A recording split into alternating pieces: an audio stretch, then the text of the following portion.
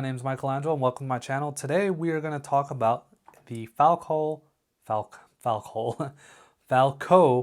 outside the waistband leather holster light bearing and T-snap, I guess.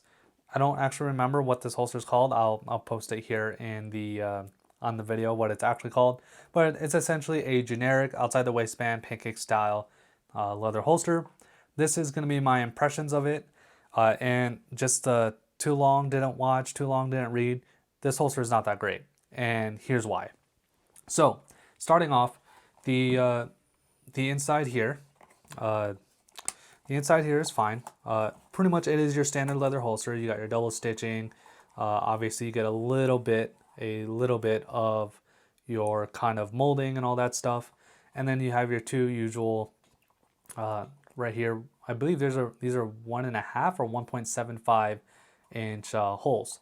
Now, going directly why I don't like this holster already is mainly the retention. I understand how the retention on an outside the waistband leather holster works.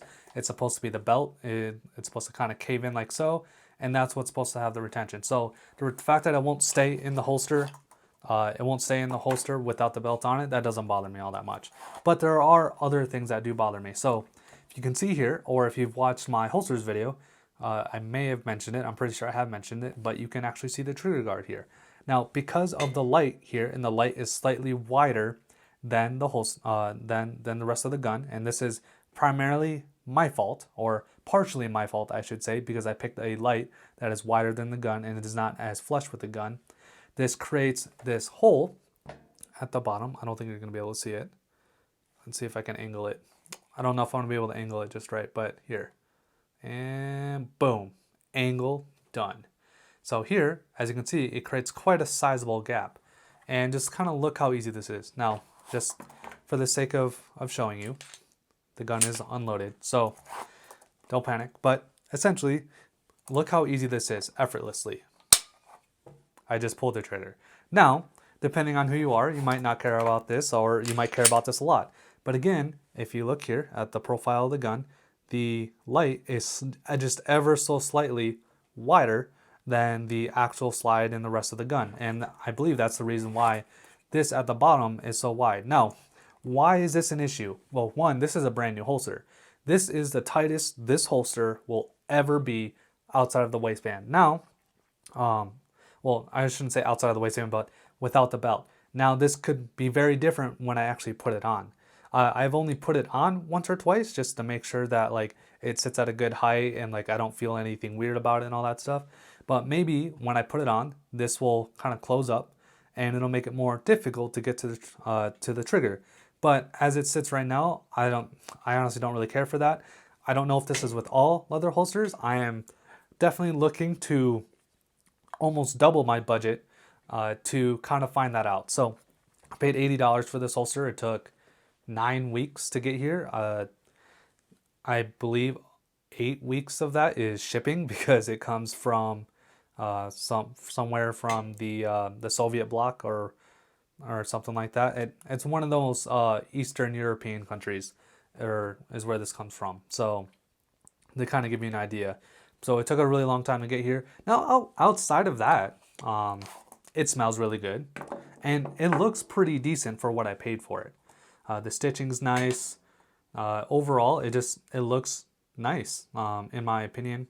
I do like how they done away with logoing the holster right here, but instead it's on the thumb brake.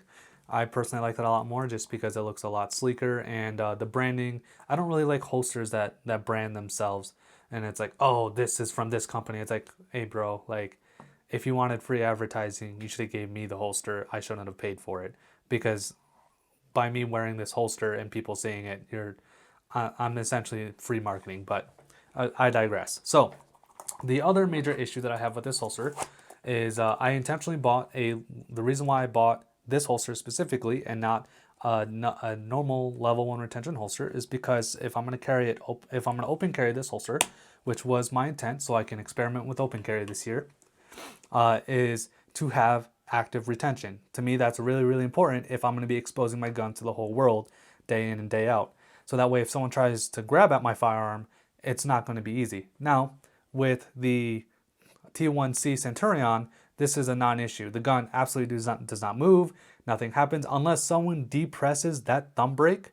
The gun will not come out of the holster. Now, again, this is not on my waist, and this is also brand new. So this is more than likely to be the tightest it's ever going to be.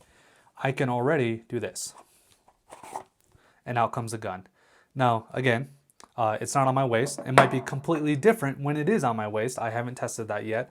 But again, this is also an impressions video.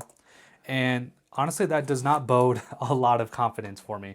The fact that I was able to pull my gun out that easy with the thumb brake still still attached to each other, or still engaged, I should say. And I made that happen. So this is what I think of the Falco holster. I personally don't care for it. Again,